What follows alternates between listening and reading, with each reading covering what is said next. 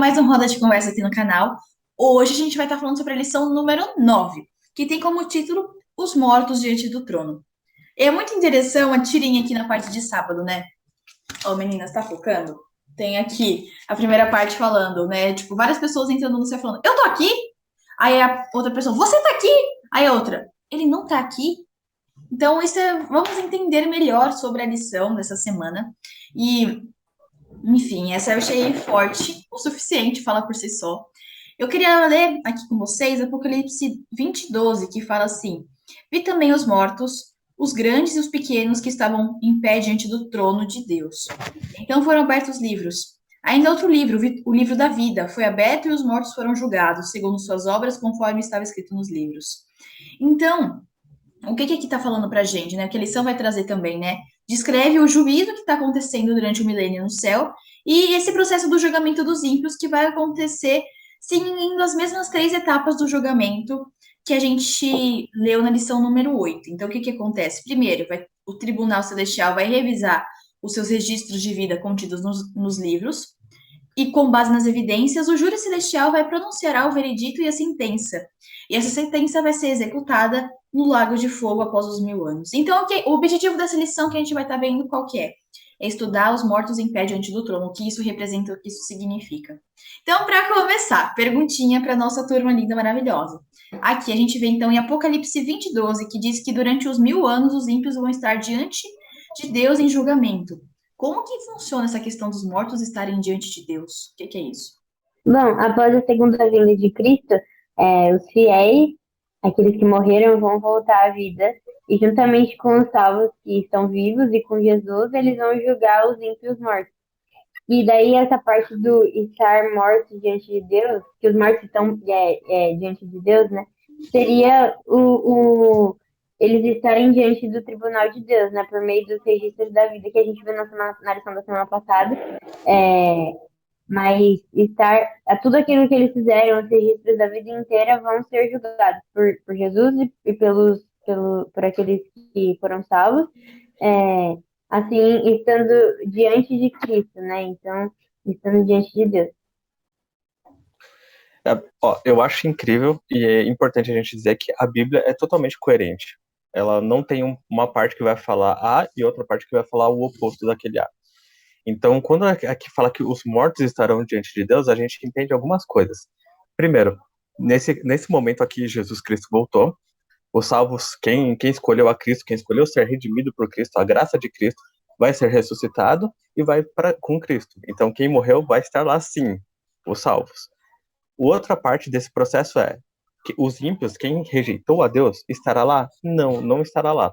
O estará diante do trono de Deus aqui não está sendo, não é literal, não é dizendo que eles também estarão lá em carne e osso, ressuscitados, mas eles estarão diante porque eles estarão sendo julgados, ou pelo menos Deus estará esclarecendo o porquê eles foram julgados daquela forma, por que eles receberam aquela sentença.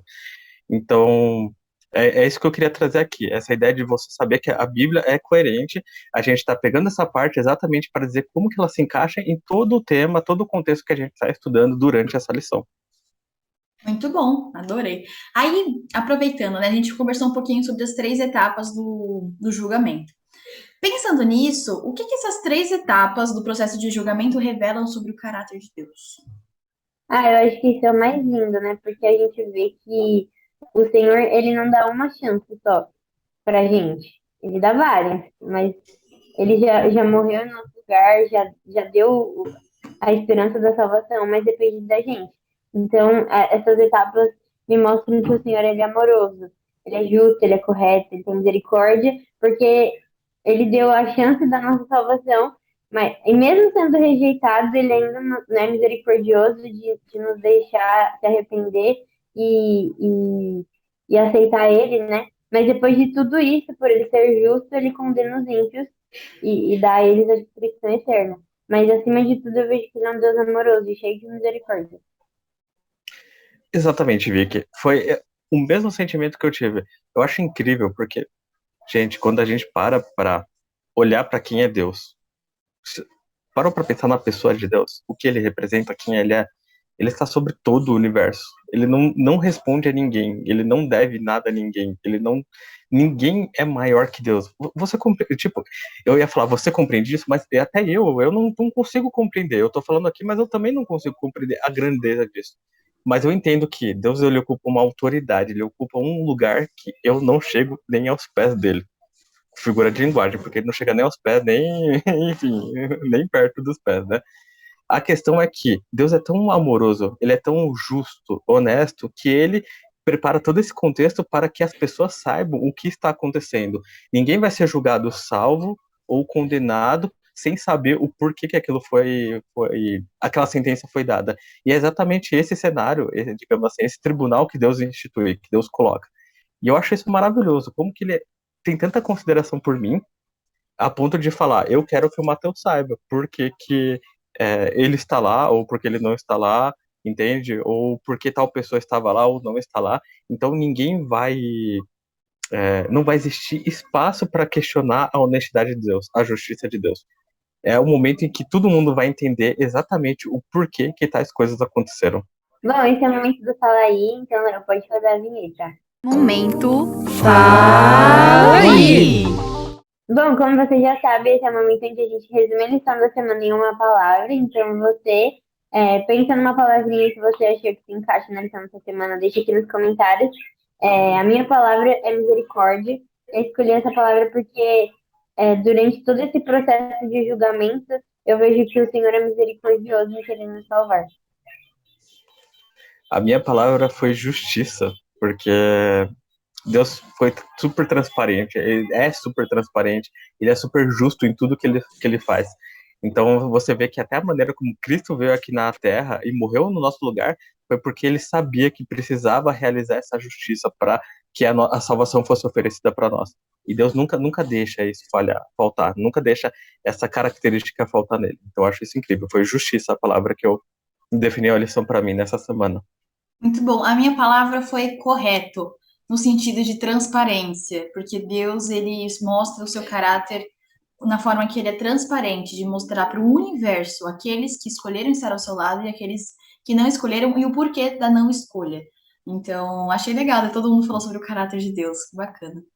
Bom, gente, antes da gente finalizar, eu queria ler aqui para vocês o quarto parágrafo na parte de sexta-feira, que diz assim: Nessa oportunidade, os justos reinarão como reis e sacerdotes diante de Deus. João, no Apocalipse, relatou: Vi também tronos, e nestes sentaram-se aqueles aos quais foi dada a autoridade de julgar. Serão sacerdotes de Deus e de Cristo, que reinarão com ele os 1000 anos. É nesse tempo que, conforme foi predito por Paulo, os santos hão de julgar o mundo. Em união com Cristo, eles julgam os ímpios, comparando seus atos com o código, as escrituras sagradas, e decidindo cada caso segundo as ações praticadas nessa vida. Então, o destino que os ímpios devem sofrer segundo suas obras é determinado e registrado em frente ao seu nome no livro da morte.